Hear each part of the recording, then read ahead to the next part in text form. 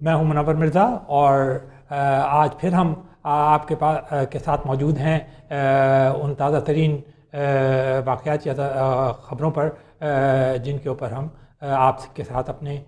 تجزیے کو شیئر کرتے ہیں، بلکہ آپ یہ کہہ لیجئے کہ ہم آپ سے ایک طرح سے بات چیت کرتے ہیں۔ تو اور ہماری خواہش یہ بھی ہے کہ آپ بھی ہمیں گائیڈ کریں کہ ہم کیا مزید آپ کے لیے پیش کر سکتے ہیں۔ تو ناظرین، سے پہلے کہ ہم آگے بڑھیں، ہمارے چینل کو لائک کرنا اور سبسکرائب کرنا نہ بھولیے گا۔ تو میں آپ کو بتا رہا تھا کہ جب سے جو بائیڈن نے حلف اٹھایا ہے، اس وقت سے جو پاکستان کا جو مین کنسرن ہے وہ یہ ہے کہ آخرکار جو بائیڈن کی جو فارن پالیسی ہے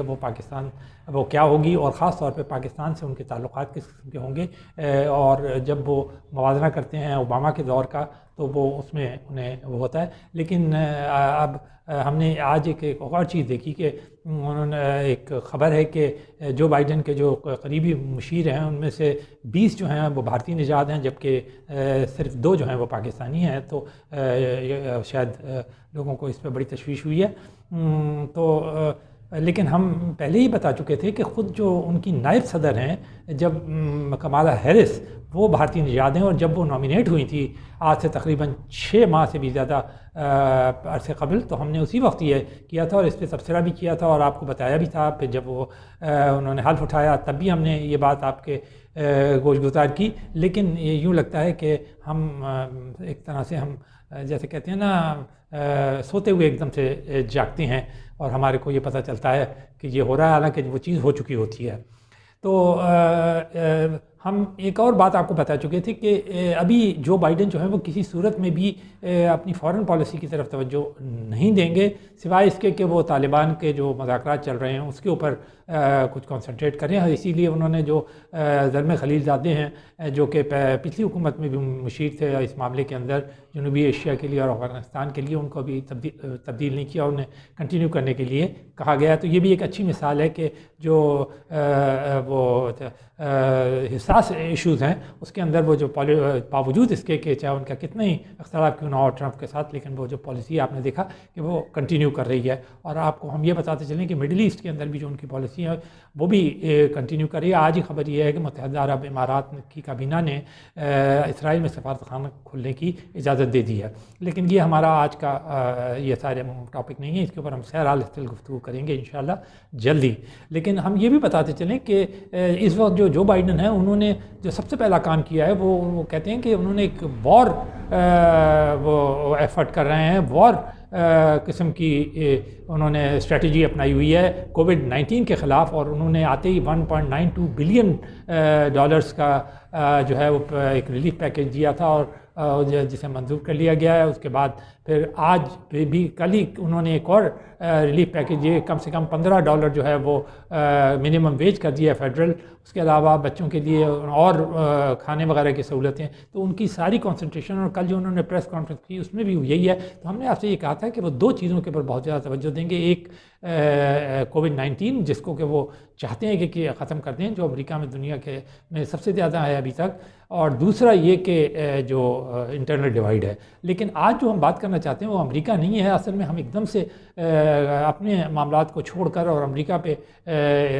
ایک دم چھلانگ لگا دیتے ہیں۔ تو یہ ہم آپ کی توجہ اس بات پہ دلانا چاہتے تھے کہ اصل میں جو ہمارا جو معاملہ ہے وہ ایک تو معیشت ہے، اور اس کے ساتھ ساتھ کووڈ-19، جبکہ ہم یہ دیکھ رہے ہیں کہ جو اب اعداد شمار حکومت دے رہی ہے کہ یہ دوسری لہر جو ہے وہ سبسائڈ کر رہی ہے، بہت کم ہو گئے ہیں۔ آج بھی خبر یہ تھی کہ اس کے ریٹس کم ہو گئے ہیں۔ اب ہمیں یہ نہیں معلوم کہ یہ کتنا صحیح ہے۔ ویکسینز کے بارے میں بھی حکومت نے بتایا کہ 1 2 3 کہیں رشین کا بھی ذکر ہے، چائنیز کا بھی ذکر ہے، آکسفورڈ ویکسین کا بھی ذکر ہے، لیکن اور یہ بھی کہا جا رہا ہے کہ شاید اگلے مہینے یا مارچ تک یہ جو ہے یہ اویلیبلٹی ہو بھی جائے گی۔ لیکن اس کے اوپر جسے کہتے ہیں نا ایک کنسنٹریٹڈ قسم کی، ایک بالکل جسے کہتے ہیں واضح قسم کی چیز جو ہے وہ لوگوں کے سامنے نہیں آ رہی، اور یہ یقینی بات ہے کہ کسی چھوٹے موٹے آدمی کے منہ سے نہیں آنا چاہیے۔ جب بورس جانسن اپنی قوم سے خطاب کر سکتے ہیں، وزیر اعظم برطانیہ کے، جو بائیڈن اپنی قوم سے اور اس کے اوپر پوری پریس کانفرنس کر سکتے ہیں، تو ہمارے وزیر اعظم کو بھی بڑے کھل کے بتانا چاہیے کہ وہ ویکسین کے بارے میں ان کی کیا پالیسی ہے۔ ہم یہ سمجھتے ہیں کہ یہ ضروری ہے، کوئی معمولی معاملہ نہیں نہیں ہے. پہلی بات ہم کر رہے ہیں. دوسری بات پھر ہم معیشت کی طرف آتے ہیں. آج ہم نے دیکھا کہ ابھی تک جو ٹوٹل قرض گزشتہ حکومتوں نے لیا تھا اس کے فگرز ہم دیکھ رہے تھے کہ وہ تقریباً 90 بلین ڈالرز ہیں, اور موجودہ حکومت جو کہ پی ٹی آئی کی ہے اور عمران خان کی سربراہی میں چل رہی ہے, اس نے اب تک 24 بلین ڈالرز کا اس میں اضافہ کر دیا ہے. تو اگر یہ اور اس میں سے ایک بڑی رقم جو ہے وہ سود کی بھی ادا کی جا رہی ہے. جو قرض ہم لے چکے ہیں اس کے اوپر زیادہ سود ادا کر رہے ہیں. پھر ہمارے دفاعی معاملات ہیں جو کہ ہمارے کو بہت زیادہ وہ کرتے ہیں, اور انتظامی معاملات ہیں. تو اگر ان تین چیزوں کو یعنی سود, انتظامی معاملات اور دفاعی معاملات کو اگر ملا لیا جائے تو تقریباً اب یہ ہمارے بجٹ کا جو ٹوٹل آؤٹ لے ہے اس کے برابر ہی ہو جاتا ہے. تو مزید جو ہمارے کو ترقیاتی اسکیموں کے لیے, لوگوں کی ریلیف وغیرہ کے لیے جو پیسوں کی ضرورت ہے, تو شاید اب ہمیں جو ماہرین ہیں معاشیات کے, وہ بتاتے ہیں کہ ہمارے کو مزید قرضے لینے پڑیں گے. تو اس کا مطلب یہ ہے کہ ہمارا جو فوکس ہے وہ اس طرف زیادہ ہونا چاہیے کہ ہم کیسے یہ جو اب گیپ بڑھتا چلا جا رہا ہے ہمارا اپنے بجٹری اس میں, اور توازن جو معیشت کا ہے اس کے اندر جو گڑبڑ پیدا ہو گئی ہے, بلکہ شدید قسم کی, اس کے اوپر سے ہمارے گردشی قرضے ہیں جو بجلی پہ, پی آئی اے پہ, اور دوسری جو وہ ہیں فیسلٹیز, ان کے اوپر بھی اربوں کے حساب سے بڑھ رہے ہیں. پی آئی اے کا ہم ذکر کر چکے ہیں, ہم اسے دہرانا نہیں چاہتے,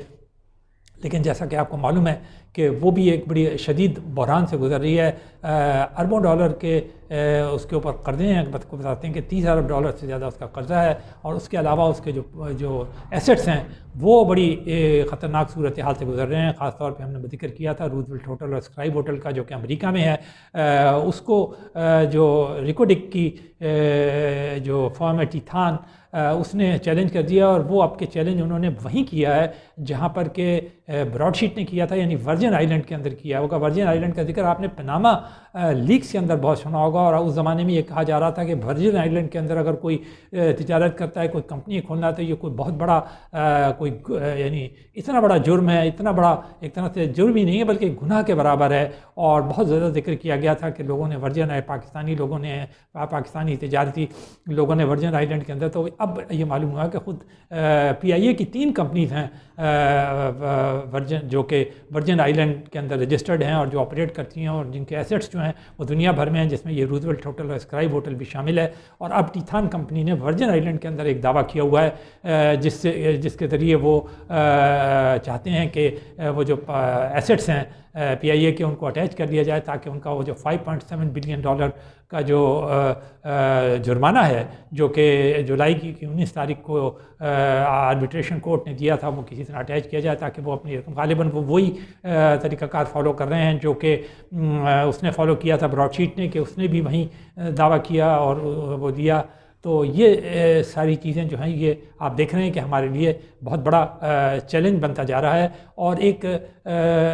ریاست کے طور پہ ایک, اور ریاست یعنی جمہوریت میں حکومت, ہم نے کئی دفعہ کہا کہ وہ ریپرزینٹ کرتی ہے ریاست کو, تو وہ اس کے بنیادی ٹول کے طور پر حکومت کو چاہیے کہ وہ اپنا تمام فوکس جو ہے وہ معیشت کی بہتری کی طرف رکھے. اور ہم نے کل بھی ذکر کیا تھا کہ سارے ایفرٹس کے باوجود بھی یہ ساری اور تکلیف دہ صورتحالیں جو ہیں وہ بار بار سامنے آ رہی ہیں, اور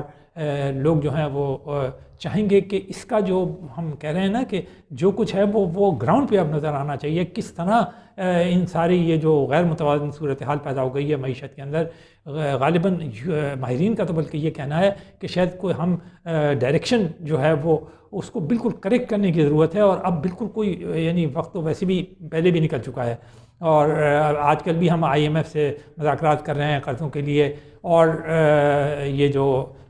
فائنز وغیرہ ہیں جو کہ اربوں ڈالر کے اندر ہیں وہ ہمارے سر کے اوپر کھڑے ہیں. تو یہ چیزیں ہمارے کو بالکل کسی طرح ان سب کا ایک احاطہ کرنا چاہیے, بجائے اس کے ایک براڈ کنسنسس ڈیولپ کرنا چاہیے, کیونکہ یہ کوئی بہت اچھی بات نہیں ہے کہ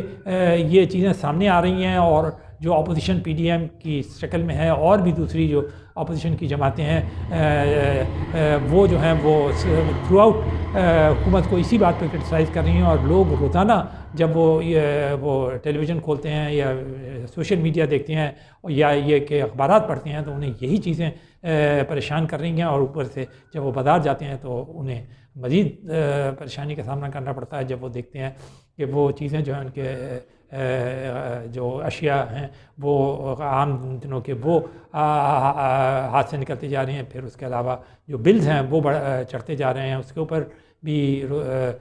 مزید ٹیکسیشن ہو رہی ہے. تو یہ ساری چیزیں جو ہیں ہم سمجھتے یہ ہیں کہ اس کے اوپر ایک براڈ کنسنسس کی ضرورت ہے. اس کو کس طرح یعنی وہ کیا جائے کہ اور ایک اور بات جس کے اوپر ہم زور دینا چاہتے ہیں کہ ریاست کا بنیادی کام جو ہے وہ ایک ہی ہے، وہ یہ ہے کہ لوگوں کی فلاح و بہبود کی طرف توجہ دیں، نہ کہ وہ یہ جو چیزیں ہیں کہ آپ نے جو آپ کی مخالف جماعتیں ہیں ان کو کس طرح